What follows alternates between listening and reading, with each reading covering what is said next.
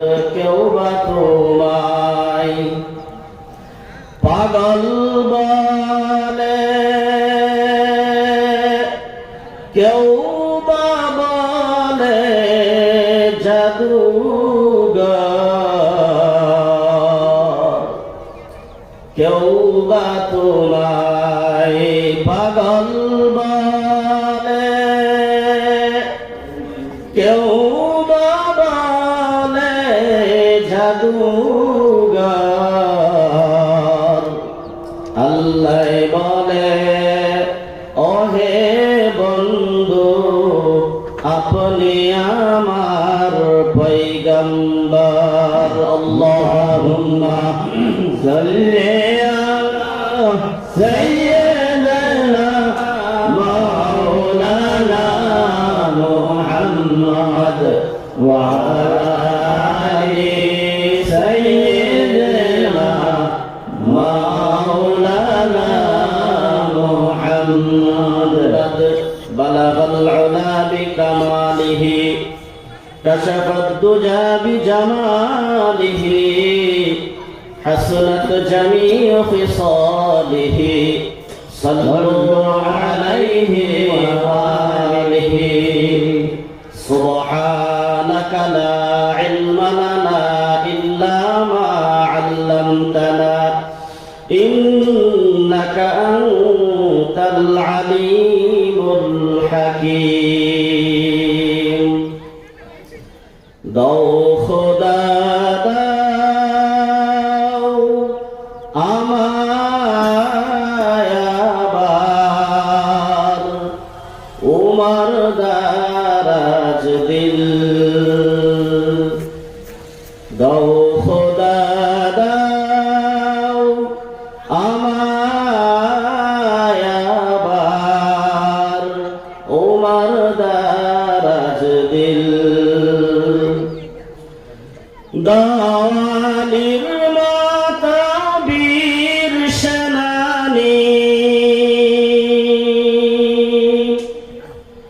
দাওয়ালির মাতা বীর সেনানী জাগাতে নিখিল।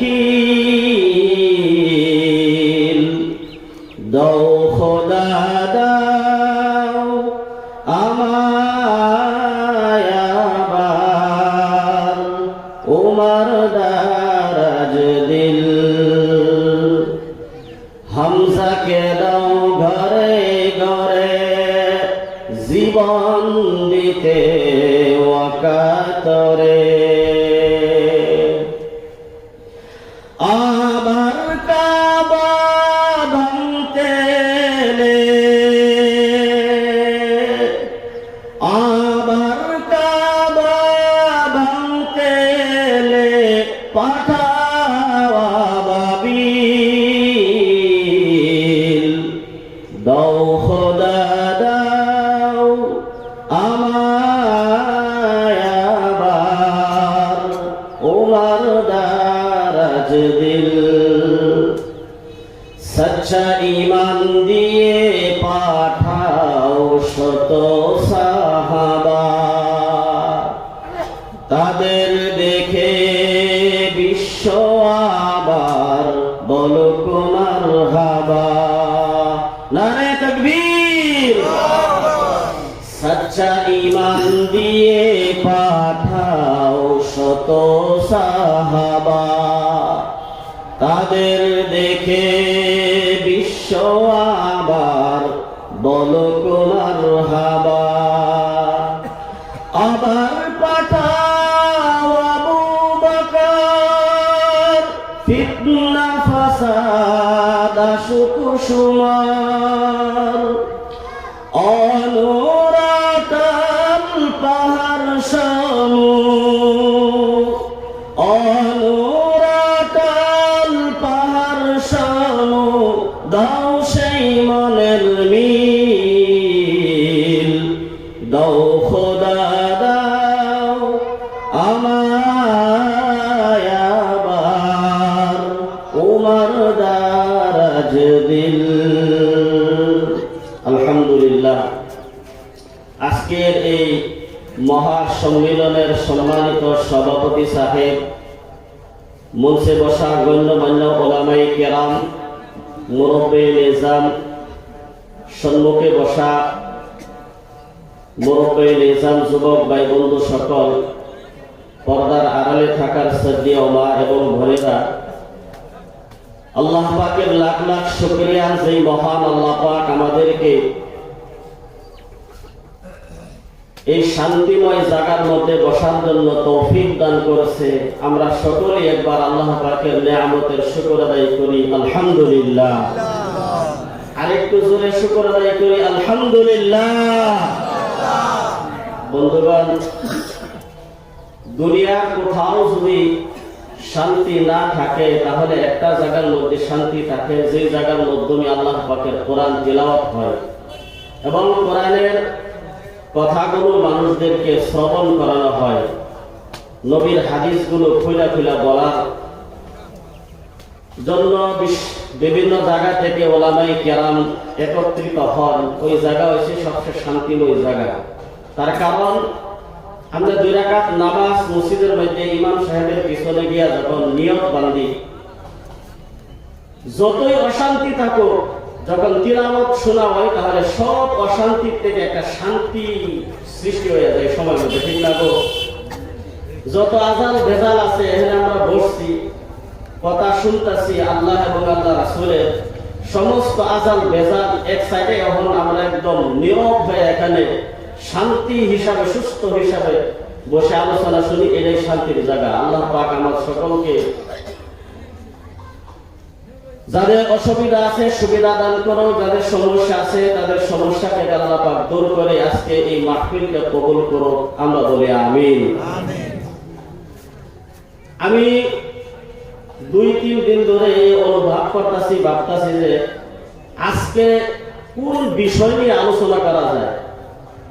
কোরআনে কারীম বর্তমান সময়ের মাধ্যমে কোন আয়াত বাস্তবায়ন করে, আমরা কোন দিশার মধ্যে আছি, চিন্তা ফিকির করতে করতে একটি আয়াত আমার সম্মুখে ধরা দিছে, সূরা মায়েদা। আমি ভাবলাম যে বর্তমান সময়ের মধ্যে আমাদের এই আলোচনাটি করা বহুত জরুরি। কারণ মসজিদের মেহরাব, মিম্বার, ইমাম সাহেবের হক আলোচনা করার জায়গা। হক কথা সব জায়গায় বলতে হবে, কিন্তু যেই জায়গা থেকে কথাগুলো প্রচার হয় ওই জায়গাগুলো থেকে হকানি ওলামাই কেরাম হক কথা বলা লাগবে। এটা আমি মনে করি যে আজকের দিনের এই সময়ের লাগে এটা হক কথা বলার জায়গা। এটা বন্ধুগণ, যারা হজ করার জন্য গিয়েছে, আমরা যে ঝামেলার মাধ্যমে করে রয়েছি, আমাদের উপরে যে লাঞ্ছনা বঞ্চনা হইতেছে, যে অত্যাচার আমাদের উপরে চাপাইছে, তার কারণ কি? আমাদের কোনো দোষ আছে, অন্যায় আছে। কারণ আমরা কোরআনের বাহিরে চলতেছি, হাদিসের বাহিরে চলতেছি। কখন সময়টা বর্তমান এমন সময় হয়ে গেছে, এক জায়গার মাধ্যমে জানাজার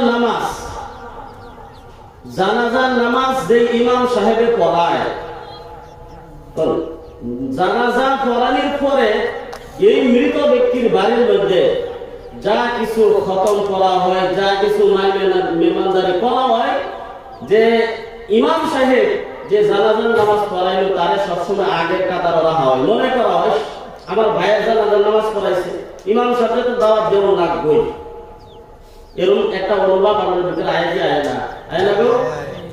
এ সময় এক ইমাম সাহেবের সমাজের মধ্যে এক মুরব্বী দুনিয়া থেকে যাই বোঝাই অবস্থা হয়ে গেছে। তখন ইমাম সাহেব প্রত্যেকদিন দোয়া ইউজ করতেছে, কোন দিন এলা মারা যাইব, আমি বাড়ির থাকতে জানাজা নামাজটা বলে যেতাম, ইমাম সাহেবটা আমি হয়ে যেতাম, বাদের বাদ বাকি যা কাজ আছে আমরা দেয়া করাই তো আমি একটা লাভবানের করতাম। প্রত্যেকদিন দোয়া ইউজ করে দোয়া করে। তো দোয়া পড়তে পড়তে তার যাওয়ার তারিখ সামনে আয়া পড়ছে। তখন গেছে গা তারিখ মতনে, যখন জায়গা মতনে কেউ পাইছে 2 দিন পরে মুরব্বী মারা গেছে। তখন খবর পাইছে যে মুরব্বী সাহেব মারা গেছে। ভাই আফসুস, 2টা দিন পরে আমি আইলে তো কাম হয়ে গেছি গা, তো আমি ইমাম সাহেব কইল ভাইটা। তো ওখান থেকে আল্লাহ বিল্লাহ করে হেরা দ্রুত গতিতে আইতাছে যে কোনো মতে নাকি জানাজাটা আমি দরবার পারি কিনা। কথাগুলো খুব খেয়াল করে শুনুন, কারণ আমাদের প্রত্যেকের জিন্দেগির মধ্যে এই কথাগুলো বলবেন জরুরি। তখন বহুত দ্রুত গতিতে আইতাছে, আওয়ার পরে কোন মতে জানাজার মধ্যে শরীক হইছে, আরেকজন ইমামতি করাইতেছে। পিছনে নিয়াত বান্ধা কইতাছে যে ইমামতি আমার করেন লাগছে, হে ইমামতি আরেকজনে করাইতেছে। একটা কোন একটা কায়দা নিকরণ যা চিন্তা করতেছে নিয়ম বান্ধা। যখন জানাজার নামাজ পড়ায় শেষ হয়ে গেছে, তখন ডাকতেছে জানাজার নামাজ পড়াই না যে 2-4টা কথা আছে আমার। বলে কি কথা? বলে আমি এক নম্বর কথা জিগাইতে চাই যে ইমাম সাহেব আপনি যে জানাজার নামাজ পড়াইছেন, দোয়া কালাম কইছেন না আরো কিছু কইছেন? বলে না, দোয়াই তো কোন লাগবে হলো, যেটা নিয়মের বাহিরে তো আমি আর করবার পাই না, দোয়া কালামই তো কোন লাগবো। তখন কইতাছে যে আমি তো সবের কাছে আমার একটা যুক্তি, শুধুই মাত্র দোয়া কালাম দিয়া যদি জানাজার নামাজ পড়ায় আমার মনে হয় জানাজার নামাজ হইছে না। তখন যুক্তি ধরাইতেছে যে এই যে আদম আলাইহিস সালাম থেকে নিয়ে এমন পর্যন্ত কোন মানুষ কি মারা গেছে, বহুত মানুষ মারা গেছে। তো এই যে মানুষটা মারা গেছে, হের নাম না লইয়া, বাপের নাম না লইয়া, মায়ের নাম না লইয়া যদি জানাজার নামাজ পড়ায় মাটি দেতে, ফেরেশতা কি বা চিনবো কার পুরাইছে হলো? তখন মানুষের তো যুক্তি মানছে আসলে তো বহুত মানুষ মারা গেছে, চিনার তো দরকার না, চিনও তো লাগবে যে জায়গা যাইতাছে। তখন সবাই কইতেছে না ইমাম সাহেব কথা ঠিক ধরছেন, যদি আমি কথা ঠিক ধরছি তাহলে জানাজার নামাজ আমারে পড়াইবার দিন, আমি ইমাম। তার আসল হইছে যে তারপরে যেগুলো দায়িত্ব আছে খাই খতমের, সেইটা তার মানে দিশা আর কি। তখন জানাজার ইমামতি করবার লেগে খাওয়া হয়েছে, হে ইমাম সাহেব 5 খাওয়া হয়েছে। নিয়ত বান্ধা মনে মনে কইতাছে যে কায়দায় আমি কইছি যুক্তি ধরাইছি, জানাজার নামাজ তো নাম লওয়ার কোনো জায়গা নাই, কারণ আমি যে লইছি যে আমার নাম না বলি তো আমার মুসল্লিরা ছাড়তো না। তখন নিয়ত বান্ধা হাইটা জোরে জোরে কইতাছে ওয়ালিদ কা নাম ইমরান, ওয়ালিদা ফাতেমা, इसका नाम रमजान, फबिअय्यि आलाइ रब्बिकुमा तुकद्दिबान। তার বাবার নাম হইছে ইমরান, মার নাম হইছে ফাতেমা, তার নাম হইছে রমজান। ইমাম সাহেব তো বালতা আছে আরেকজন না, এও কি কায়দা ছেড়ে দিবার চা, পাশে থেকে লোকমা দিছে না, बीच का हदीस ना बीच का कुरान, फबिअय्यि आलाइ रब्बिकुमा तुकद्दिबान। তুমি যে কইছো না হাদিসের থেকে কইছো না কোরআনের থেকে কইছো, তারা বুঝাইতেছে দুইজনের মধ্যে বুঝাচ্ছে দিয়া কি তার ভাষা দিয়া। তো ইমাম সাহেব কেসে করে গেছে গা, তো ইমাম সাহেব কেসে করে গেছে কইতাছে आधा मेरा आधा तेरा जरा बनकर जुबान, फबिअय्यि आलाइ रब्बिकुमा तुकद्दिबान। এই যে দাওয়াত জমিব এর তোর আধা বন্ধ আমার আধা বন্ধ, সুত্তা গ্রাম করিস তাদের দুইজনে বন্ধ করে কানুন।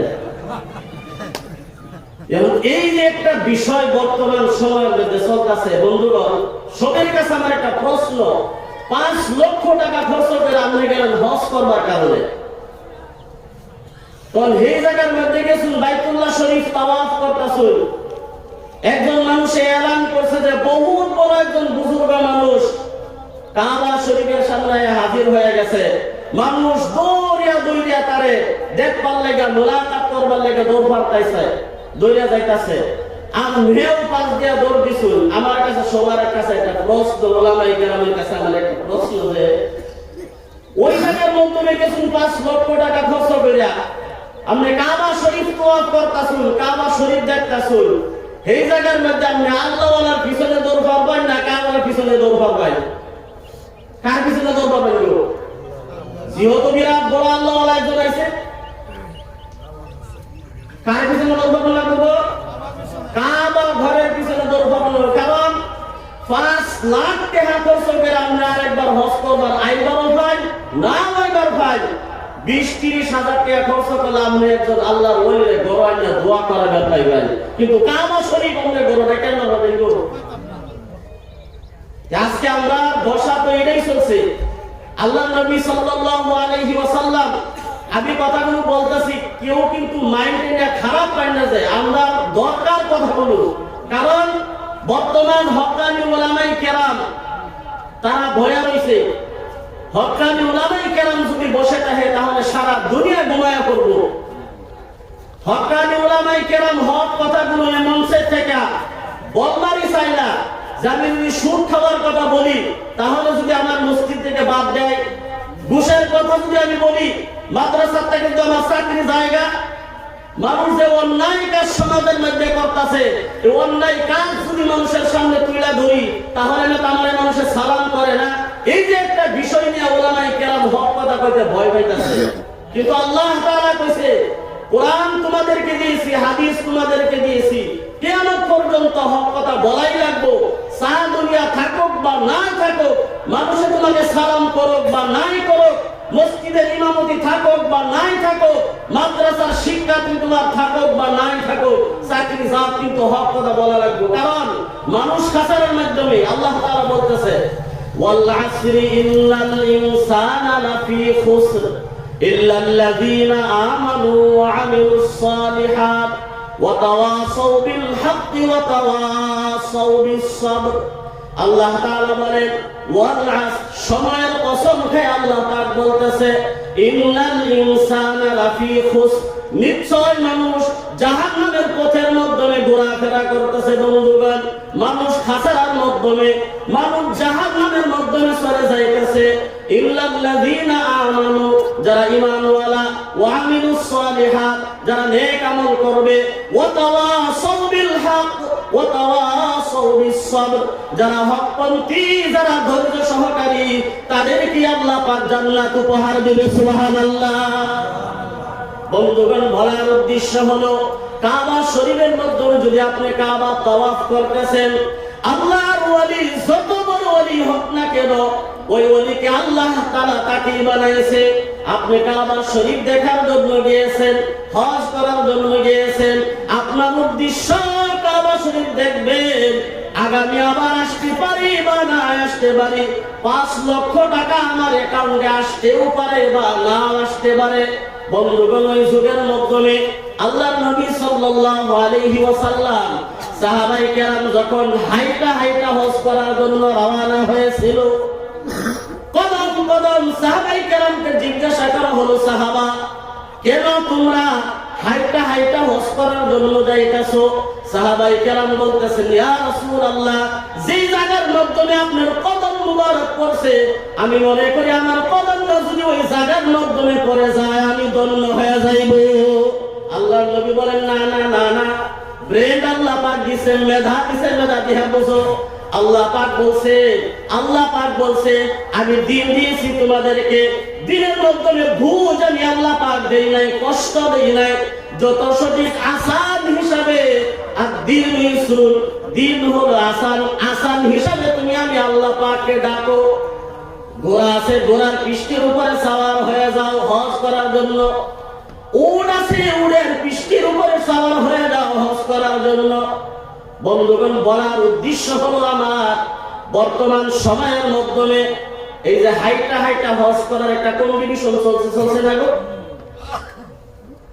হজ যদি হাইটা করা যদি ফরজ হইতো, তাহলে গরিব মিসকিন ফকির সবার উপরে হজ ফরজ থাকতো। বন্ধুগণ, আল্লাহ পাক হজ সবের উপরে ফরজ করে নাই। ইমানের 5টা স্তম্ভ আছে, কলিমা, নামাজ, রোজা, হজ, যাকাত। এই 5টা ফরজের মধ্যে একটা হচ্ছে হজ। সবের আল্লাহ পাক সবের কপালে হজ ফরজ লেখে নাই। যদি আরেকটা হজ করা যদি ফরজ হইতো, তাহলে খালি ল্যাংড়া বাদ দিয়া সবের উপরে হজ ফরজ থাকতো না। কিন্তু এই যে বর্তমান সময়ের মধ্যে যে ভাইরাল একজন হজ করেনা বলে আমরা জানি, শিহাব চতুর্বেদী। শিহাবুদ্দিন, যখন হজ করে উনি আইসে, উনি মানুষটা ভালো, মানুষটা খুবই ভালো, দিল দিয়ে অনেক ভালো, কিন্তু হজ যে হাইটটা করার পরে যেটা ভাইরাল হয়েছে, বর্তমান যে জায়গার মাধ্যমে একজন মুফতি সাহেব বসা তাহল্লার জিন্দি চেয়ারের মাধ্যমে আজকে ওই জায়গার মাধ্যমে বড় বড় আল্লাহওয়ালা আলিমুল আমাদেরকে বঞ্চিত করে একজন ভাইরাল হজ হাইটটা হজ করেওয়ালারা বসানো হইতেছে। আর তার তো কোনো দোষ নাই, তার মানুষের গায়ে উনি আয়ে, তখন এই মঞ্চের মাধ্যমে আসার পরে তার কিছু বলা লাগবে না গো। তখন কোরআনের আয়াত করে কোরআনের তর্জমা একটা, তারপর একটা মে पैदल गया, मैं पैदल हाथ करने गया, मदीना गया, मक्का गया, तवाफ किया, हजर अस्वद को चुम्बन किया। তার তো বয়ানে কি থাকবো, কোরআনের আয়াত পড়তাছে আর উলামায়ে কেরাম যারা মঞ্চে বসা থাকে তারাও মাথায় এভাবে ঝুলাইতাছে। তার মানে হের কথা কোরআনের কথা ঠিক হইতাছে, তার কোরআনের কোন এক পয়সার জ্ঞান নাই, একটা আয়াত করে যে তর্জমা করবো তার কোনো জ্ঞান নাই। আজকে বন্ধুগণ, এই যে বিভিন্ন জায়গার মাধ্যমে আমি আগেই বলছি যে উলামায়ে কেরাম যদি বৈশা যায় তাহলে সারা দুনিয়া ঘুমায় পড়বো। উলামায়ে কেরাম বর্তমান কোন হালাতের মধ্যে অবস্থান করতেছে আমি জানি না, যার কারণে আজকে আয়াতকে আমি টানছি। আল্লাহ পাক এই আয়াতের ভিত্তির দুই চার আলোচনা করবার লাগে তৌফিক দান করুন, আল্লাহুম্মা আমিন। আল্লাহ তাআলা বলতেছে, ইয়া আইয়ুহাল্লাযীনা আমানু কুনু কাওয়ামিনা লিল্লাহি শুহাদাআ বিল কিসত। ইয়া আইয়ুহাল্লাযীনা আমানু, আল্লাহ পাক বলতেছেন, হে ঈমানদারেরা, হে জ্ঞানীরা, যাদেরকে আমি আল্লাহ পাক ইলম দান করেছি, হে ঈমানদারেরা, হে মুমিনেরা, কুনু কাওয়ামিনা লিল্লাহি, তোমরা মজবুত হিসাবে দাঁড়ায়া যাও আল্লাহর জন্য। কার জন্য? মজবুত হিসাবে আল্লাহর জন্য তোমরা দাঁড়ায়া যাও। কুনু কাওয়ামিনা লিল্লাহি শুহাদা বিল কিসত, তোমরা সাক্ষী হয়ে যাও, সত্যবাদীর সাক্ষী হয়ে যাও, ইনসাফের সাক্ষী হয়ে যাও, ইনসাফের সাক্ষী হয়ে তোমরা মজবুত হিসাবে দাঁড়ায়া যাও। আল্লাহ পাক এই আয়াতটা কোরআনে কারীমের মাধ্যমে ইয়া আইয়ুহাল্লাযীনা আমানু এই রকম 89টা আয়াত আল্লাহ পাক কোরআনের মাধ্যমে দিয়েছে। সুবহানাল্লাহ, 89 বার আল্লাহ পাক ঈমানদারকে ডাক দিয়েছেন, ইয়া আইয়ুহাল্লাযীনা আমানু, হে আমার চিফ গেস্ট, হে আমার বিআইপি বান্দা, হে ঈমানদারেরা, তোমরা মজবুত হিসাবে দাঁড়ায়া যাও। সাহাবায়ে কেরাম হযরত ইবনে মাসউদ রাদিয়াল্লাহু আনহু বলেন, যেই সময় নবী ইয়া আইয়ুহাল্লাযীনা আমানু এই শব্দ জুবানের মাধ্যমে যখন নবী নিয়ে আসতেন, হযরত জিবরাইল যখন ওহী নবীর সম্মুখে এসে হাজির করতেন, নবী যখন ইয়া আইয়ুহাল্লাযীনা আমানু বলতেন, আমরা সকলেই কান খাড়া করে নবীর কথাগুলো শুনতাম যে আমাদেরকে আল্লাহ পাক চিফ গেস্ট হিসাবে ডাকতেছে। সুবহানাল্লাহ, আমরা যারা মুমিন, মুমিনদেরকে আল্লাহ পাক বিআইপি বান্দা বলে, মহব্বতের বান্দা বলে আল্লাহ পাক কোরআনে কারীমের মাধ্যমে এই হিসাবে 89 বার আল্লাহ পাক আমাদেরকে ডাক দিয়েছে। সুবহানাল্লাহ, আমরা মজবুত হিসাবে আল্লাহর জন্য দাঁড়াতে হবে বন্ধুগণ, আল্লাহর জন্য মজবুত হিসাবে দাঁড়াতে হবে। তার কারণ হলো কোরআন এমন এক দামি সম্পদ, যে ব্যক্তির উপরে কোরআন আল্লাহ পাক নাযিল করেছেন তিনি হলেন দুনিয়ার মাধ্যমে সর্বশ্রেষ্ঠ। সুবহানাল্লাহ, সাহাবায়ে কেরাম বলতো, যখন ইয়া আইয়ুহাল্লাযীনা আমানু বলতো, আল্লাহ পাক ইয়া আইয়ুহাল্লাযীনা আমানু বইলা হয় কোনো কাজ করার জন্য হুকুম করেছে, না যে কোনো কাজকে করার জন্য নিষেধ করেছে। বন্ধুগণ, অন্য আয়াতের মাধ্যমে দেখেন কিছু ইয়া আইয়ুহাল্লাযীনা আমানু পড়ি, আল্লাহ পাক কেমনে মুমিন বান্দাদেরকে আল্লাহ পাক বুঝান। এক আয়াতের মাধ্যমে আল্লাহ পাক বলেন, ইয়া আইয়ুহাল্লাযীনা আমানু ইন্নামাল খামরু ওয়াল মাইসির ওয়াল আনসাবু ওয়াল আজলামু রিজসুম মিন আমালিশ শাইতান। এই আয়াতের মাধ্যমে আল্লাহ পাক বলেন, ইয়া আইয়ুহাল্লাযীনা আমানু, হে মুমিনেরা, হে ঈমানদারেরা, ইয়া আইয়ুহাল্লাযীনা আমানু ইন্নামাল খামরু ওয়াল মাইসির। এই আয়াতের মাধ্যমে আল্লাহ পাক শরাব পান করাকে নিষেধ করেছে। আবার আল্লাহ পাক বলতেছেন ইয়া আইয়ুহাল্লাযীনা আমানু কুনু মা'আস সাদিকিন। আল্লাহ পাক এই আয়াতের মাধ্যমে সত্যবাদীর সাথে উঠা বসা করার জন্য আল্লাহ পাক হুকুম করেছেন ইয়া আইয়ুহাল্লাযীনা আমানু ইসতাঈনু বিস-সাবরি ওয়াস-সালাহ। আল্লাহ পাক এই আয়াতের মাধ্যমে বলতেছেন হে ঈমানদারেরা, ইয়া আইয়ুহাল্লাযীনা আমানু, হে ঈমানদারেরা, ইসতাঈনু সাহায্য চাও আমার কাছে, বিস-সাবরি ওয়াস-সালাহ, নামাজ দিয়া এবং ধৈর্যের মাধ্যম দিয়ে আমার কাছে সাহায্য চাও। আল্লাহ পাক এই হিসাবে মুমিনদেরকে, ঈমানদারকে কোরআনে কারীমের মাধ্যমে 89 বার আল্লাহ পাক ডাক দিয়েছেন ইয়া আইয়ুহাল্লাযীনা আমানু কু আনফুসাকুম ওয়া আহলিকুম নারা। ইয়া আইয়ুহাল্লাযীনা আমানু, হে ঈমানদারেরা, কু আনফুসাকুম, তুমি নিজে বাঁচো, তুমি নিজে বাঁচো, তুমি নিজে বাঁচো, ওয়া আহলিকুম নারা, এবং তোমার ফ্যামিলিকে জাহান্নামের আগুন থেকে রক্ষা করো। এই হিসাবে আল্লাহ পাক কয়বার বলেছেন? 89 বার আল্লাহ পাক এই হিসাবে বলেছেন। বন্ধুগণ, তার কারণ হলো আমরা আগে কে দেখতাম মানুষ যখন মাটি কাটতো, মাটি কাটার সময় মাঝে মাঝে স্তম্ভ রাখতো, খোঁড়া রাখতো, খোঁড়া রাখার কারণ কি আমি জিজ্ঞাসা করলাম, আমার আব্বাও মাটি কাটতো, জিজ্ঞাসা করলাম এইগুলা বড় বড় খোঁড়া রাখার তার কারণ কি? কাইটা দিলেই তো সমান হয়ে যায়, দেখার মাধ্যমে সৌন্দর্য দেখা যায়। তারা বলতো এগুলা সাক্ষী। কি এগুলা? সাক্ষী। এইগুলা তার কারণ হলো সাক্ষী রাখার কারণ কি? জিজ্ঞাসা করলাম, বলে সাক্ষী রাখার কারণটা কি? কাইটা দিলেই তো সমান হয়ে যায়, আবার তো এগুলো উঠাইতে হবে। বলে সাক্ষী রাখার কারণ হলো সর্বশেষ যখন কাম কমপ্লিট হয়ে যাওয়ার পর একটা ফিতা দিয়া মাপ দিব এই সাক্ষীগুলা, তাহলে বোঝা যাইব এই জায়গা থেকে কতগুলা মাটি উঠেছে। ঠিক না গো? মাপ দিয়া বুঝতো এই জায়গা থেকে কতগুলা মাটি উঠছে। আল্লাহ রাব্বুল আলামিন 89 বার কেন ঈমানদারকে সতর্ক করলেন, বললেন হে ঈমানদারেরা, আল্লাহ পাক বলেন এই কারণেই বলেছি আমি ঈমানদারকে মাপ যোগ করে দেখব দুনিয়ার মধ্যে মানব মণ্ডলী কোন গতিতে চলতেছে।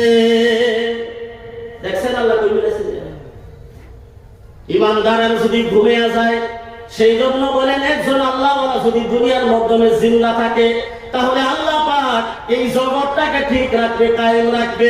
একজন আল্লাহওয়ালা ঈমানদার যেই দিন দুনিয়ার জমিনে থাকবে না বন্ধুগণ, এই দিন আল্লাহ পাক দুনিয়াও রাখবে না, কিয়ামত অনুষ্ঠিত হয়ে যাবে। সেই জন্য আমি বলি মুমিন আছে তো দুনিয়া আছে। যেই দিন মুমিন থাকবে না এই দিন আল্লাহ পাক দুনিয়া কেউ রাখবে না। যতই বাদশা থাক, হুকমরান থাক, আল্লাহ পাক অন্য আয়াতের মাধ্যমে বলেছেন ইয়া আইয়ুহাল্লাযীনা আমানু লা তাত্তাখিযুল ইয়াহুদা ওয়ান নাসারা আউলিয়া মিন দুনিল্লাহ। যতবার আল্লাহ পাক মুমিনদেরকে সতর্ক করেছেন, মুমিনরা ওই দিকে ধ্যান না দেওয়ার কারণে আজকে ওই জামানার মাধ্যমে মানব মণ্ডলীর উপরে লাঞ্ছিত, বঞ্চিত, অপদস্থ মানুষ হইতাছে। আল্লাহ পাক বলেছিল এই যে ফিলিস্তিনদের মাধ্যমে যে হামলা চলতেছে, আল্লাহ পাক বলেছিল মুমিনেরা লা তাত্তাখিযুল ইয়াহুদা, ইহুদি এবং নাসারাকে তোমরা বন্ধু হিসেবে বানায় না। ওরা কোনোদিন বন্ধু হতে পারে না।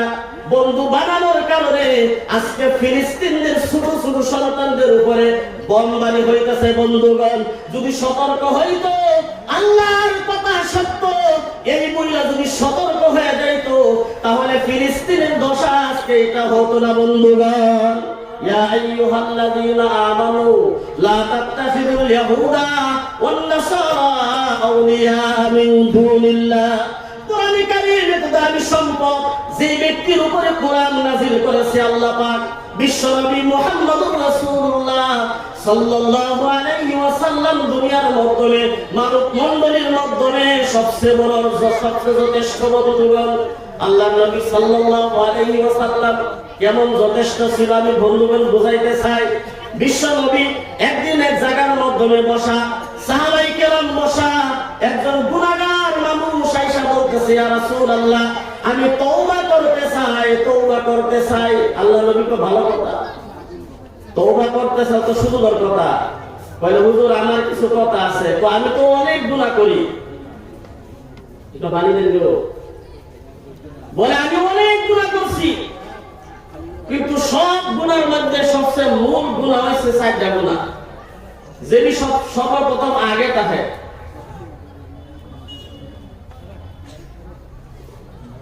যে মূল 4টা গুনাহ আল্লাহর নবী কয় সব গুনাহ তুমি করো, মূল 4টা কি? বলে 1 নাম্বার হলো আমি জিনা করি, 2 নাম্বার হলো আমি কথায় কথায় মিথ্যা বলি, 3 নাম্বার হলো আমি নেশাগ্রস্ত থাকি, আর 4 নাম্বার হলো আমি চুরি করি। কয়টা হইল গো? কয়টা হইল? 1 নাম্বার জিনা করে, 2 নাম্বার কথায় কথায় মিথ্যা বলে, 3 নাম্বার নেশাগ্রস্ত থাকে, 4 নাম্বার চুরি করে। বন্ধুগণ, ওই গুনাহগার ব্যক্তি আল্লাহর নবী সাল্লাল্লাহু আলাইহি ওয়াসাল্লামের সম্মুখে আয়েশা বলতেছে, নবী হে, আমি সব গুনাহ একসাথে ছাড়তে পারবো না, একটা একটা করে গুনাহ আমি ছাড়বো, আমাকে নসিহত করেন। যদি একটা একটা গুনাহ ছাড়লে যদি মুসলমান হওয়া যায়, আমি তওবা করে এখনই আপনার কাছে মুসলমান হয়ে যাইব। সুবহানাল্লাহ। নবী বলতেছেন তোমার সব গুনাহ ছাড়তে হবে না, একটা একটা করে তোমার ছাড়লেই হবে। সুবিধা পাওয়া গেছে। নবী বলতেছেন, নবীর কাছে বলতেছেন, ইয়া রাসূলুল্লাহ, সর্বপ্রথম যে জিনার গুনাহটা আমি আপনার কাছে বললাম, জিনা আমি প্রত্যেক দিন প্রত্যেক রাত সুন্দরী সুন্দরী যুবতী মহিলায় আমি আমার মনের চাহিদা মিটাই এমন গুনাহ করে। নবী দিল দিয়ে কাঁদতেছে, বলতেছে না হায় হায় রে, মানুষেও এমন কাজ করতে পারে কি? আল্লাহ পাক আমানত দিয়েছে, অন্যজনের আমানতের মাধ্যমে ডাকাতি করতেছে, কেমন ডাকাতি মানুষেও কি করতে পারে নাকি? নবী এই কথা বুঝাইতেছে আর দিল দিয়ে কাঁদতেছে, বলতেছে ভাই তোমার 4 নম্বর 4টা গুনার মাধ্যমে 2 নম্বর যে গুনাহটা বলছো তুমি মিথ্যা কথা বলো। আমি নবী বললাম তুমি সব গুনাহ করতে থাকো, আজকে থেকে কোনদিন তুমি মিথ্যা কথা বলিও না। মজা পাওয়া গেছে যে একটা একটা গুনাহ যদি ছাড়লে যদি চলে, তাহলে একটা একটা ছাড়বা, আমার বাচ্চা কাম করতে তার কোনো সমস্যা নাই। কিন্তু আল্লাহ রাব্বুল আলামিন কার উপরে কোরআন নাযিল করেছে? এমনি নাযিল করেন নাই। লাউ আনজালনা হাদাল কুরআন আলা জাবালিন লারাআইতাহু খাশিআন মুতাসাদ্দিআন মিন খাশিয়াতিল্লাহ। এমন কোরআন আল্লাহ পাক যার উপরে নাযিল করেছে, যে কোরআন আল্লাহ পাক নাযিল করার জন্য পাহাড়কে সিদ্ধান্ত নিয়েছিলেন, পাহাড়ের উপরে কোরআন নাযিল করব। পাহাড় বলবো আল্লাহ না না, এই কোরআন বরদাস্ত করার ক্ষমতা আমি পাহাড়ের কাছে নাই, আমি পাহাড় তো রেজা রেজা হয়ে যাইব, জমিনের নিচে আমি দইসা যাইব। আল্লাহ কোরআনের ক্ষমতা আমি পাহাড় বরদাস্ত করতে পারবো না। আল্লাহ পাক এই কোরআন যে মানুষের উপর নাযিল করেছে, যে ব্যক্তির উপরে কোরআন নাযিল করেছে, ওই মানুষটা এর আগের মানুষের মতন না, সমস্ত মানুষের সর্দার। শুধু সর্দারই না, আল্লাহ পাক তার খাতিরে দুনিয়া আখিরাত সমস্ত কিছু তার খাতিরে সৃষ্টি করেছে। সুবহানাল্লাহ। ওই নবী বলতেছেন, নবী যাকে একটা মেডিসিন দিত, একটা ইনজেকশন দিত, একটা ইনজেকশনই তাকে দুশমন থেকে তাকে মহব্বত দিয়ে তার দিলটা ভরপুর করে দিত। নবী বলছেন তুমি আজকে থেকে মিথ্যা কথা বলিও না। বলতেছে হুজুর ওয়াদা করলাম আজকে থেকে কোনদিন আর মিথ্যা কথা বলবো না। তার গুনাহ রয়েছে কয়টা? 4টা গুনাহ থেকে একটা গুনাহ তওবা করেছে, বলে মিথ্যা কথা কোনদিন বলবো না। ঠিক আছে, বাড়িতে জিয়ারতে সমস্ত তার বন্ধুদেরকে ডাকছে, হে বন্ধুরা, নবীর হাত ধরেছি। নবী বলছে একটা একটা গুনাহ ছাড়তেই হবে, গুনাহ ছাড়লেই হবে, একসাথে সমস্ত ছাড়ার কোনো জরুরত নাই। বলতেছে আজকে যাও 4 নম্বর যে চুরির কাজটা বহুত বড় এক বাড়ির মাধ্যমে চুরি করব, এমন ভাবে চুরি করব, কোটি কোটি টাকার মাল আজকে চুরি করব, যাতে করে মৃত্যু পর্যন্ত এই চুরির কামটার কোনোদিন করা না লাগে। সুবিধা মতো নাকি? বলতেছে যেহেতু মিথ্যা কথা বলতাম না, 3টা করার বাকি রয়েছে, চুরি করার জন্য রওনা হয়ে গেছে। বন্ধুগণ খেয়াল করবেন, আল্লাহ তাআলা জাওয়ামিউল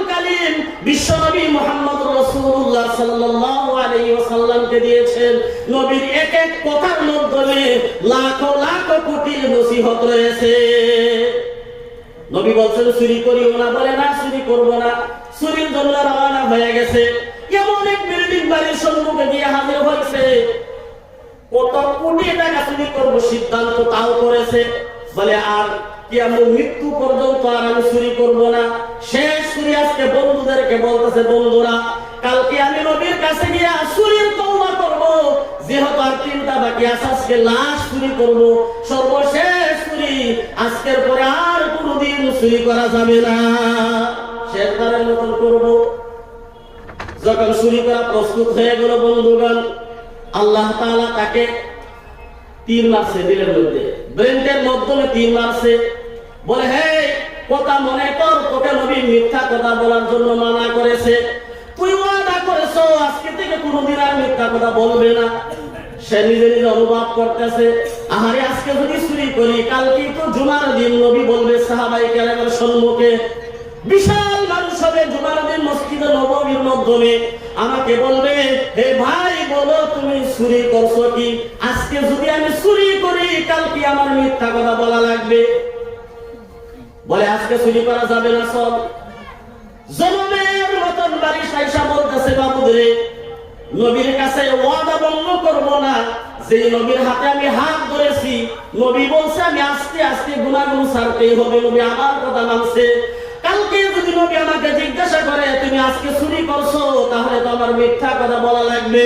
আল্লাহ তুমি সাক্ষী হয়ে যাও, আল্লাহ যার কারণে দুনিয়া তুমি সৃষ্টি করেছো, আজকে আমি তওবা করলাম, আজকে থেকে মৃত্যু পর্যন্ত আর কোনোদিন চুরি করবো না। সুবহানাল্লাহ। একটা থেকে এমনি এমনি তওবা কইরা ফেলাইছে, গুনাহ হইছে কয়টা গো? সমস্ত কথা উপরে আমল করে, একটা উপরে আমল করলে মানুষের জন্য যথেষ্ট হয়ে যায়। কারণ আল্লাহর নবী সাল্লাল্লাহু আলাইহি ওয়াসাল্লাম বলেন, বেশি আমলের দরকার নাই, বেশি আমলের দরকার নাই, অল্প আমল হইলেই বান্দাকে জান্নাতে নেওয়ার জন্য যথেষ্ট হয়ে যায়, যদি ওই আমলটা থাকে বন্ধুগণ বিশুদ্ধ, বেজাল আমল যদি না থাকে। বাড়ির টেনশন চুরি করার জন্য তওবা করেছে, 2টা মাত্র বাকি আছে, বন্ধুদেরকে খবর দিছে আয় আমার বাড়ির মাধ্যমে আজকে শেষবারের মতন, জনমের মতন আজকে শরাব পান করব, আজকে শেষ, আর কোনদিন শরাব পান করা যাবে না, যেহেতু আমি আস্তে আস্তে পরিবর্তন হয়ে যাইতেছি। 3 নম্বরে বাড়ির মাধ্যমে অনেক শরাব, দামি মদ বন্ধুগণ সম্মুখে জোগাড় করলো, সবার কাছে হাতে হাতে বোতল দিছে, আজকে পান করো, যত টাকার মদ খাইতে পারো, আজকে শেষবারের মতন খায়া দাও, মৃত্যু পর্যন্ত আমার বাড়ির মাধ্যমে আর মদের দাওয়াত হবে না। মদের বোতল হাতে নিছে, হাতে নিয়ে মুখের মাধ্যমে দিছে বন্ধুগণ, যখন মদ পান করবো মুখের মাধ্যমে দিছে, এমন সময় ভাবতেছে আরে কালকেই তো জুমার দিন, নবী বলবে তুমি শরাব পান করছো কি? নবী তো একটা একটা করে জিজ্ঞাসা করবে, আমি যদি শরাব পান করি আর যদি মিথ্যা কথা বলি, তাহলে তো আমার তওবা করার কোনো মানেই রইল না। নবীর সম্মুখে মিথ্যা কথা বলবো না না না না, সেই নবীর হাতের মাধ্যমে হাত দিয়ে আমি তওবা করেছি, নবী যে জুবান দিয়ে আমার সাথে কথা বলেছে, নবীর চেহারা দিকে আমি তাকাইছি, সুন্দর চেহারা দিকে তাকায় আমি তওবা করেছি, নবীর চোখের মধ্যে চোখ লাগায়া আমি এই কথা বলতে পারবো না, নবী হে আজকে আমি তো শরাব পান করি নাই। বোতলটা মাটির মাধ্যমে ফালাইয়া দিল, জমিনের মাধ্যমে ফালাইয়া বলতেছে আজকে থেকে মৃত্যু পর্যন্ত আর কোনদিন আমি শরাব পান করবো না। বলেন সুবহানাল্লাহ।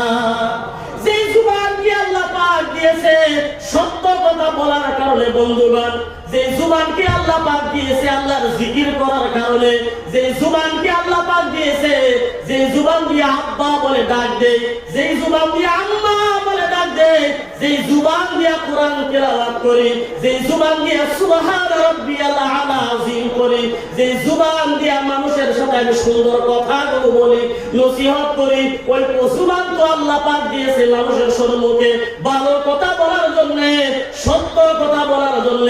এইটা অনুবাদ করে জুবানের মাধ্যমে আর শরাব লাগাবো না, মৃত্যু পর্যন্ত আর কোনোদিন শরাব পান করব না, তওবা করে ফেলছে। এবার বাকি রইল কয়টা গো? একটা শুধুমাত্র বাকি রয়েছে। একটা হলো জিনা করা, আরেকটা হলো চুরি করা, আরেকটা হলো শরাব পান করা, আরেকটা হলো কথায় কথায় মিথ্যা বলা। শুধুমাত্র জিনার কাজটা বাকি রয়ে গেছে। বাড়ির থেকে রওনা হয়ে গেছে, রাত্রে গভীর হয়ে গেছে। বন্ধুগণ বলে আজকে শেষবারের মতো জিনা করব। এক এক রাতে কিতাবের মাধ্যমে লেখা 5 থেকে 7 লক্ষ টাকা দিয়ে একজন মেয়েকে ভাড়া করে আনতো। এমন ভাবে প্রত্যেক রাত 5 থেকে 6 লক্ষ টাকা দিয়ে জিনা করতো সুন্দরী সুন্দরী মহিলাদের সাথে। বন্ধুগণ জিনা করার জন্য যখন রওনা হয়ে গেছে, যে বাড়ির মাধ্যমে তার টার্গেট থাকে, ওই বাড়ির দরজার কিনারে হাজির হয়ে গেছে। সুন্দরী দরজার কিনারে দাঁড়ায় ডাকতেছে, বন্ধু আসো, বন্ধু আসো, আজকে তোমার জন্য আমি অপেক্ষা।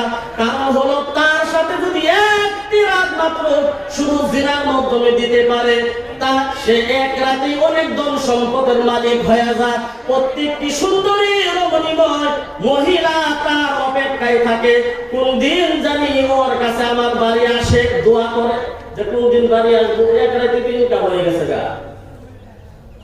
সুন্দরী মহিলা ডাকতেছে, তোমার অপেক্ষায় দরজার কিনারে কদম পড়াইছে যাবে।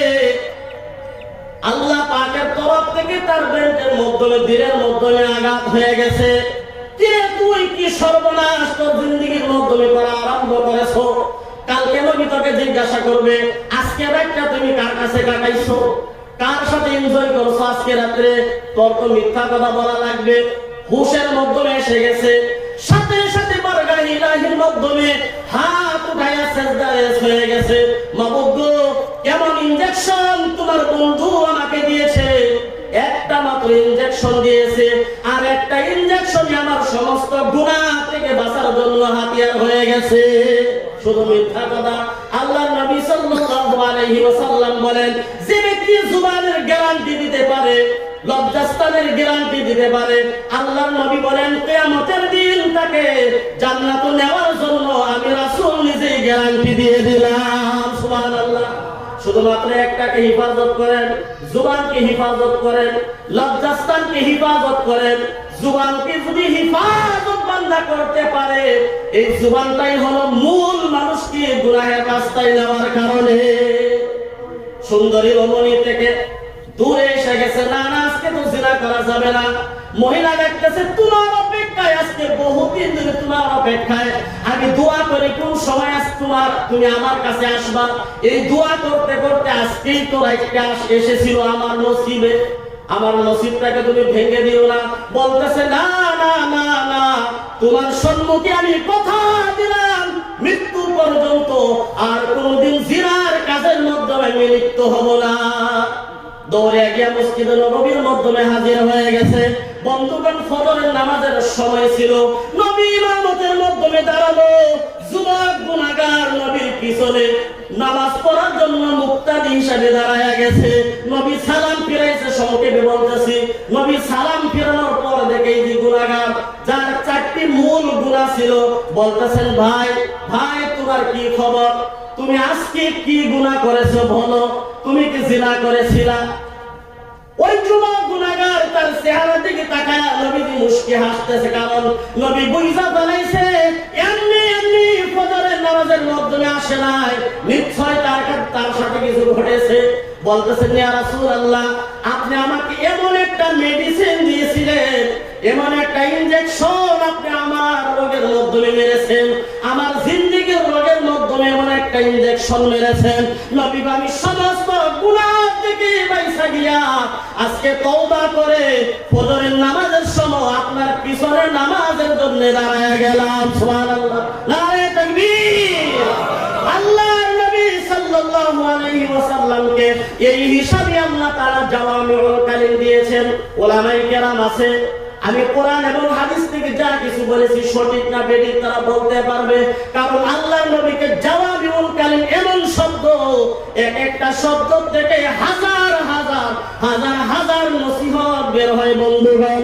আপনারা মনে করেন আল্লামা আশরাফ থানভী রাহমাতুল্লাহি আলাইহি দুনিয়ার জমিন থেকে বিদায় হয়ে গেছেন, যিনি 900 কিতাবের মুসান্নিফ রাইটার, 900 কিতাব ওনার জিন্দেগীর মাধ্যমে লিখেছেন।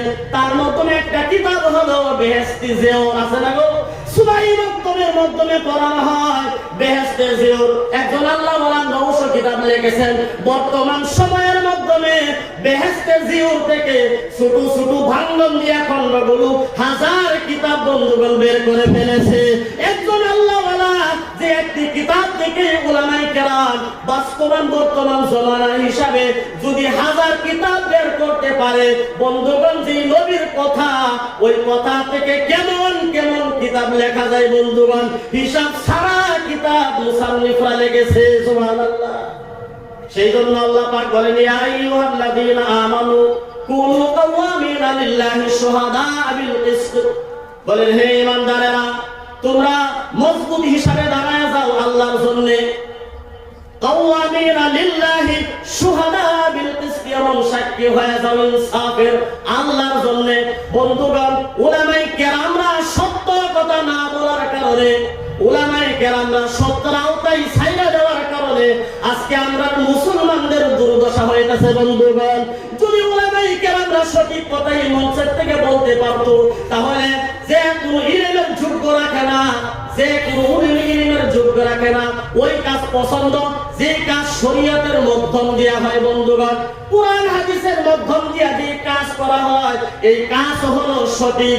কোরআন হাদিসের মাধ্যম ছাড়া যে কথা যে কাজ করা হয় এই কথা এই কাজই হলো বন্ধুগণ গ্রহণযোগ্য। ছাড়া আল্লাহ নবী বলেছেন, কষ্ট করতে হবে না, ঘোড়ার পৃষ্ঠের উপরে সাওয়ার হয়ে যাও হজ করার জন্য।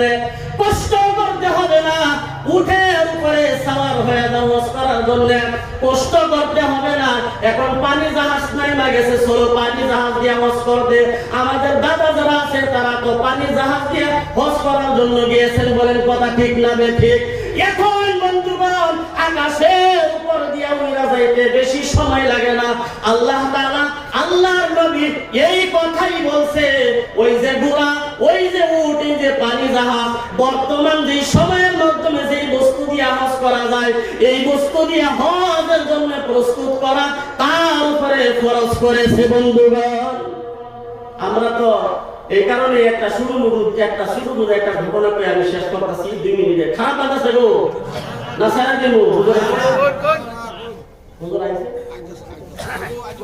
সুবহানাল্লাহ ওয়ালহামদুলিল্লাহ লা ইলাহা ইল্লাল্লাহ সুবহানাল্লাহ ওয়ালহামদুলিল্লাহ লা ইলাহা ইল্লাল্লাহ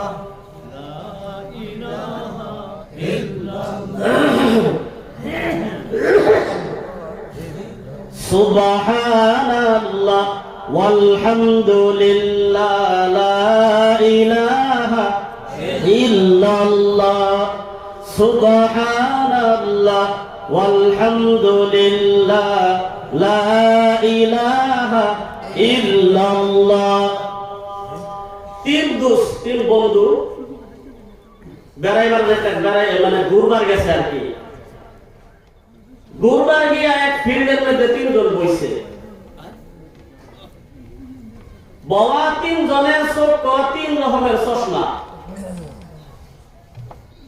একজনের চোখ হয়েছে কালা চশমা। তখন হে কালা চশমা চোখ দিয়ে আসমানের দিকে ছায়া করছে, বন্ধুরে আজকে তো আসমান কালা হয়ে গেছে। তখন 2 নম্বরটা কয় কি কস আসমান কালা হইতো, কোনদিন দেখলাম না কালা হইছে। তখন তার চোখ আছে লাল চশমা। তখন হে সাহেব, হে আসমান তো লাল দেখা যায়, তুই কস কালা হইছে। তখন 3 নম্বরটা কইছে তোর একটা দাও হইছে না।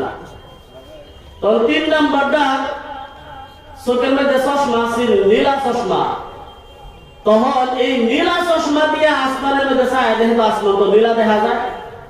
তখন 3 জনে পারাপারি লাগছে, একজনে কইতেছে কালা, আরেকজনের কইতেছে লাল, আরেকজনের কইতেছে নীলা। কেউ চশমা চোখে খুলে না, সবই পারাপারি করতেছে। তখন 4 নম্বরে একজন আয়া হাইরা কইতেছে, কি রে তোরা কাজ করছিস লেগা? আরে আমি কইতাছি আসমান কালা, আমি দেখতাছি দুইটা চোখে ছায়া, দুই চোখে ছায়া দেখতাছি কালা, এরা দুজনে মানে না। মানে না মানে কি কয়? কইতাছে লাল, হ্যাঁ কইতাছে নীল, এরা দুজনের একসাথে দেয়। নারে তাকবীর, নারে তাকবীর। মাশাআল্লাহ ভাই, অনেক সুন্দর আলোচনা, হ্যাঁ সবাই শুনবেন ইনশাআল্লাহ। কোন তিনজনে ঝগড়া, 4 নম্বরটা কইতাছে কি রে তোরা কাজা, তো আমি কিছু বুঝতে পাইতাছি না, তুই কস কালা, তুই কস লাল, তুই কস নীলা, তোরা তিনজনে তো একটা দল তো মিলে না। তখন হ্যাঁ কইতাছে এই তোরা চশমা খুব চোখে থেকে যখন ও ভাই খারাপ হয়েছিল বাগায় বসেন ভাই, জায়গা আছে সামনে, সামনে মোটো দেয় খালি। এই মানুষটি যদি আগে করে, নাহলে পাশে যারা আছে তারাই সামনে আইবো, শেষদার ব্যস্তা বলতেছে তোরা তিনজনের দেয় ঠিক না, তোরা তিনজন চোখের দিকে চশমা খুল, খুলে হেরা দেখ আসমানের দিকে চায়, হেরা কোন রঙের আসমান। তখন তিনটা যখন চোখের দিকে চশমা খুলছে, খুললে হাসাই তো কালাও না, নীলাও না, লালও না, আসমান তো বিভিন্ন রঙের মধ্যে বুঝে গেছে। আমরা চোখের মধ্যে এহক জনে এহক রঙের চশমা চোখের মধ্যে আমরা দিয়া বইছি, এহক জনে এহক রঙের চশমা চোখ দেওয়ার কারণে আজকে আমরা শরীয়তটা বুঝবার পাইতাছি না। জার্জির মতন ইসলামটারে জার্জি সাইজ করতেছে, হ্যাঁ কইতাছে এটা করা যাইব, অসুবিধা নাই, আরেকজন কইতাছে এটা করা যাইব না। যদি সবাই যদি শরীয়তের চশমা যদি চোখের মধ্যে লাগাইতো, আর ইসলাম যারা বুঝে তাদের কাছ থেকে যদি ইসলাম বুঝতো আর তার উপরে আমল করতো, আল্লাহ নবী তো হাদিসের মধ্যে এই কথাই বলেছেন, কোন আলিমান, একজন আলিম হয়ে যাও, যদি আলিম হও তাহলে না তুমি ইসলামটারে বুঝবার বাইরে সঠিক মতনে। এই কোরআনের মধ্যে আল্লাহ কি কইছে তুমি না এত তর্জমা বুঝবা, তাহলে তো বুঝবা যে আল্লাহ কি কইছে, আমরা কিভাবে চলন লাগবো। যদি আলিম হইতে পারছো না, আর মুতাআল্লিমান, একজন আলিমের ছাত্র হয়ে শিখো, তার কাছ থেকে ইসলামটারে ভালো করে শিখো, শিখো কিছু যে আমরা কিভাবে চলবো, কিভাবে আমাদের চলা লাগবো, ওঠা বসা কিভাবে করা লাগবো, আমরা খাইবো কিভাবে, হালাল হারাম কিভাবে বুঝবো, শিখেন একজন তালিবুল ইলম হয়া। তারপরে আল্লাহর নবী বলছেন অতটুক যদি হওয়ার তোমার যোগ্য নাই, তাহলে তো আল মুস্তামিআন, কমসে কম উলামায়ে কেরামের কথা এইভাবে শুনো, এইভাবে যে তারা এখান থেকে কি কয়, একটা কথাও যদি কেউ বুঝবার পারে বন্ধুগণ, একটা কথা, এই যে একটা কথায় তারে জাহান্নাম থেকে বাঁচায় জান্নাতি বানাইছে, শুধু জান্নাতি বানাইছে না, তারে সাহাবার মর্যাদা দিয়ে দিয়েছে, একটা কথার উপরে, খালি শুধু মিশার কথার উপরে আমল করার কারণে। মুস্তামিআন কথাগুলো শুনো, একটা কথা যদি তুমি তোমার জিন্দেগীর মধ্যে আমল করতে পারো, তাহলে এই একটা কথাই তোমার কারণে জান্নাত নেওয়ার জন্য সদকায়ে জারিয়া হয়ে যাবে। সুবহানাল্লাহ। আও মুহিব্বান, তাও যদি না পারছো, কমপক্ষে একজন আলিমকে তুমি মহব্বত করো। তুমি নিজে আলিম না, নিজের সন্তানকে আলিম বানাইবার পাইছো না, বানাইবার চেষ্টা করো। একজন আলিমকে কমপক্ষে মহব্বত করো, কিয়ামতের দিন তুমি এই কথা বলতে পারবা, আল্লাহ আমার জিন্দেগীর মধ্যে কোনো নাই, আমি যে নামাজ পড়ছি নামাজ কবুল হইল কিনা তাও তো জানা নাই, কারণ ভুল করছি, বেশ জানি নাই, ইলমের জ্ঞান আমার ছিল না। কিন্তু আল্লাহ কোনদিন আলিম ওলামার বেয়াদবি করি নাই, আলিম ওলামাকে মহব্বত করছি, আলিম ওলামার সমালোচনা করি নাই। আল্লাহ যে জুবানটা আমাকে দিয়েছিলা, এই জুবানটারে হিফাজত রাখছি। আল্লাহ একজন আলিমকে মহব্বত করছি, তুমি হাসরের মাঠে জিগাও, এলান করো যে আব্দুর রহমান এই ব্যক্তি পুরো আলিমকে মহব্বত করছে। যদি মহব্বত করেন, তার ছাত্র হিসাবে হাজার হাজার আলিম দাঁড়ায় যাইব। কমপক্ষে একজন আলিমকে মহব্বত করো। নবী বলছে কিয়ামতের দিন তোমাকে এই আলিমের মহব্বতের খাতিরে যদি আল্লাহ তাআলা মাফ করে দেন। ওয়ালা তাকুনিল খামিসা, বিশ্ব নবী যে কথা মানা করেছে বন্ধুগণ, যেই কথা থেকে বিরত থাকার কারণে নবী বলেছেন ওয়ালা তাকুনিল খামিসা ফাতাহলিকা, 5 নম্বরটা করিও না, তুমি নিজেও ধ্বংস হয়ে যাইবা, তোমার আহলে আয়াল সব কিছু ধ্বংস হয়ে যাইব, তোমার নসল বরবাদ হয়ে যাইব, তুমিও জাহান্নামী হয়ে যাইবা। তুমি দুনিয়ারেও বরবাদ করলা, আখিরাতেও জীবনটারে বরবাদ করলা। আমরা এখন 5 নম্বরটাই সময় করতেছি। 5 নম্বরটা মানে 5 নম্বরটা হলো উলামায়ে কেরামের দুশমনি করা। বন্ধুগণ, হাদিস একটা কিতাবের মাধ্যমে পড়েছি যে ফেরাউন হ্যাঁ নিজেও তো বলছেন যে আমি এখন তওবা করতে চাই, আমি ইসলাম গ্রহণ করতে চাই। ফেরাউনের তওবা কবুল হয় না, তার কারণ কি? কেন আল্লাহ তাআলা তার তওবা কবুল করলেন না? কিতাবের মধ্যে তার যে বিষয়গুলো আমি পাইলাম, সর্বমূল একটাই বিষয়। সে তো নিজে দাবি করেছে আনা রাব্বুকুমুল আ'লা, আমি বড় খোদা। সে তো নিজে বলে মুসা আলাইহিস সালামের পিছনে লেগেছে, কিন্তু সে মূল একটাই কথা আমি তার পাইলাম খুঁজে তালাশ করে, যে ফেরাউনের তওবা কবুল না হওয়ার কারণ হইল যখন আজরাইল তাকে গলার মাধ্যমে টিপ দিয়েছে, তখন হ্যাঁ বলছে আমি তো মুসলমান হইতে চাই, আমানতু বিরাব, আমি আল্লাহর উপর ঈমান আনতে চাই। আল্লাহ তাআলা কোরআনে কারীমের মাধ্যমে বলেছেন ওয়ালাইসাতিত তাওবাতু লিল্লাযিনা ইয়ামালুনা আস-সাইয়্যাত হাত্তা ইযা হাদারা আহাদাহুমুল মাউত ক্বালা ইন্নী তুবতুল আন ওয়ালাইসাতিত তাওবাতু লিল্লাযিনা ইয়ামালুনা আস-সাইয়্যাত হাত্তা ইযা হাদারা আহাদাহুমুল মাউত। যেই সময় মানুষের মৃত্যু সম্মুখে এসে যায়, মানুষ সাকরাতের মাধ্যমে পড়ে যায়, আজরাইল আসতেছে। একটা দৃষ্টান্ত দিলে বুঝবেন, 4:30 মিনিটে যদি এখান থেকে ট্রেন থাকে মানুষের, আমরা 4:30 ট্রেন উঠবাই, আপনার কাছে ব্যাগ স্যাগ বহুত সম্বল হয়ে গেছুন, বহুত গাড়ি টুকলা হয়ে গেছুন, 5 মিনিট 25 হয়ে গেছে গা, 5 মিনিট ট্রেন আইতাছে, বাড়ির থেকে ফোন আইছে, আপনি ফোন রিসিভ করবেন না, টুকলা হয়ে ট্রেন উঠবেন, কথা জব দিন। আমরা যদি ফোন রিসিভ করুন তাহলে ব্যাগ 2-3টা থাকবো, আমরা ট্রেন ছুটবো, আমাদের লেগে ট্রেন অপেক্ষায় থাকবো না। যারা হুঁশিয়ার, আল্লাহ পাক যাদেরকে সহি মেধা দিয়েছে আর সহি বুঝ দিয়েছেন, তারা যদি সহি ব্রেনটা যদি তারা বুঝে, চিন্তাধারা যদি তারা মাথার মধ্যে ঢোকায়, তারা একজন নবীর মেহমান হইবে পারে। বন্ধুগণ, ওয়ালা তাকুলিল খামিসা ফাতাহালিকা, আল্লাহ তাআলা কইতাছে যে ফেরাউন তো হ্যাঁ তার জিন্দেগীর মাধ্যমে সারাই অপরাধ করছে, এখন আজরাইল যখন সামনে হাজির হয়ে গেছে, আজরাইলের ভয়ে সবকিছু দেখবার পাইতেছে, তখন তো ভাবছে যে আল্লাহ ছাড়া তো গতি নাই। তো এই সময় তার তওবা কবুল হয় না, তওবার দরজা বন্ধ। ফেরাউনের তওবা না কবুল হওয়ার কারণ হলো এইটাই, সারা জীবন কাম করছে, শেষ সময়ের মধ্যে তওবা করা করছে। বন্ধুগণ, আমাদেরও তো এই কি অবস্থা, আমরা ওয়ালা তাকুনিল খামিসা ফাতাহালিকা, সারা জীবন উলামায়ে কেরামের সমালোচনা, আলিম উলামা হায় রে, কি লাভটা হয় বন্ধুগণ, কি লাভটা। এই যে একজন মানুষে আমার এই যে বাতামারি স্কুলে পড়াইতো, আরবি একজন শিক্ষক আছেন কলাডুবার্গ, এরা কিন্তু টাইম টেবিলের একদম পুরা পাক্কা মানুষ আছে। আমি বাসে যাত্রে খাড়া আসলাম, একজন গেন্দা টুল আছেন, শুধু বলার কথা মনে পড়ছে, উনি এহেন খাড়া হয়ে কইতাছে, ভাই জিন্দেগির মধ্যে কয়েকটা কথা তোমার আমি কয়ে যাই। 1 নম্বর হইছে যে মানুষ তোমার যদি আল্লাহ তাআলা ধন সম্পদ দেয়, আর তুমি যদি একদম হিটপাট হয়ে যদি ঘুরো, তাহলে মানুষের কইব যা দেখছি না তার গায়ে কিবা চলছে, তখন 2-4টা পয়সা হয়েছে তো প্যান্ট সুদার ছাড়ে না। আর যদি সম্পদ হইছে, খরচ যদি না করো, তাহলে দেখো কিবা কিরুন টিপটা খরচও করে না।